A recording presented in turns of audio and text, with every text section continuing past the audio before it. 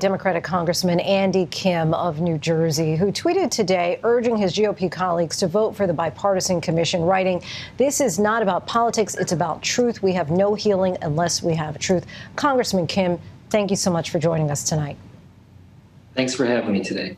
Republicans, as you know, are now arguing that there are already several investigations into the attack in congressional committees, as well as ongoing prosecutions by law enforcement. So what's the case for why a bipartisan commission on the January 6th attack, similar to the 9/11 commission, is needed as well? When we look at the magnitude of what happened on January 6th, and as you rightfully pointed out, when we have had other deeply tragic days in our country's history, like 9/11, and we want to make sure that we are engaged on it with the magnitude of it and the severity that it deserves. And having a bipartisan commission, an independent commission, like 9/11 makes sense. In fact, I recently saw that the lead commissioners of the 9/11 commission have come forward and saying that they support this idea too, because they know that that kind of in-depth effort is so important to bring out the truth. And for us to be able to make sure that we know that the history books will record what happened on January 6th correctly, and also that we can learn from it and try to prevent that kind of violence again within our democracy. After Senator Mitch McConnell announced his opposition in the Senate today, do you think that this can actually get the 60 votes needed there to move forward, or has this now become just too politicized? Well, I do think that we can get there.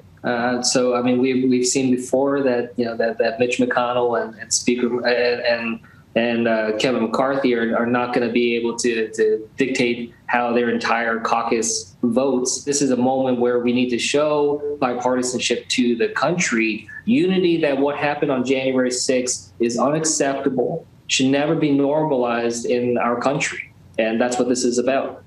Congressman, I have to say, it was truly a touching moment in the aftermath of January 6th. Many of us remember those images of you cleaning up trash in the Capitol Rotunda in the early morning hours after the attack. Now, just a few short months later, at a congressional hearing last week, we heard some of your GOP colleagues appearing to rewrite history a bit about that day. Take a listen to what Congressman Andrew Clyde had to say. There was no insurrection, and to call it an insurrection, in my opinion, is a bold-faced lie. If you didn't know the TV footage was a video from January the 6th, you would actually think it was a normal tourist visit. What did you think when you heard those comments, and what might motivate them? Well, it's so clearly a lie. And I think that that's what bothers me so much, is that he himself was someone who was, barricaded up in the House chamber. And for us, all of us there, we knew that this was an unacceptable action. We knew that this was not just some normal day. We didn't have to be watching on TV to be able to see that we were there. And I really can't speak for him in terms of what motivated him to say such a terrible lie. But he should be held accountable for that. He should have to explain that further. And all of us should recognize that we need to get the truth out there. One area where we did manage to see rare bipartisan agreement was on the anti-Asian hate bill that passed overwhelmingly both in the House and Senate. It is now headed to President Biden's desk.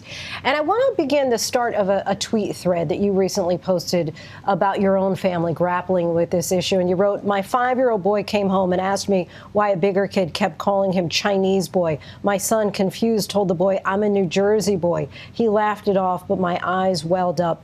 50 years ago, my parents immigrated here, but we cannot shake the shadow of foreignness." You went on to write that, "I sadly know there is no law I can pass that will protect him fully." So what else do you think needs to happen to address the root causes of the rise in hate against Asian Americans? Yeah, thank you for bringing this to our attention, especially during AAPI Asian American Heritage Month. It's so important that we raise this issue up.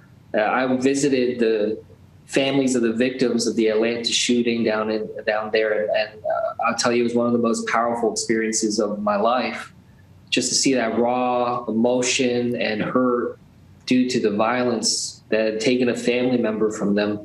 And it made me think about my own family and my own children, my parents and others, and just wondering, are they safe? And, that's really what it comes down to right now is this question is, are we safe? Are Asian Americans in this country, do they feel safe? With this bill that we just passed and will be signed into law very shortly, we try to add more measures to be able to provide that kind of protection, that kind of effort to be able to do that. But look, as I said, it's not going to fix everything. Look, this is going to take a deep effort. It's going to require sustained attention. And look, it's going to be a long road ahead, but it's one that I feel committed to on, especially since I want to try to have a better future for my 2 baby boys. Congressman Andy Kim of my home state of New Jersey, we thank you so much for your time and your insight. Thank you so much. Hi, everyone. George Stephanopoulos here. Thanks for checking out the ABC News YouTube channel. If you'd like to get more videos, show highlights, and watch live event coverage, click on the right over here to subscribe to our channel. And don't forget to download the ABC News app for breaking news alerts. Thanks for watching.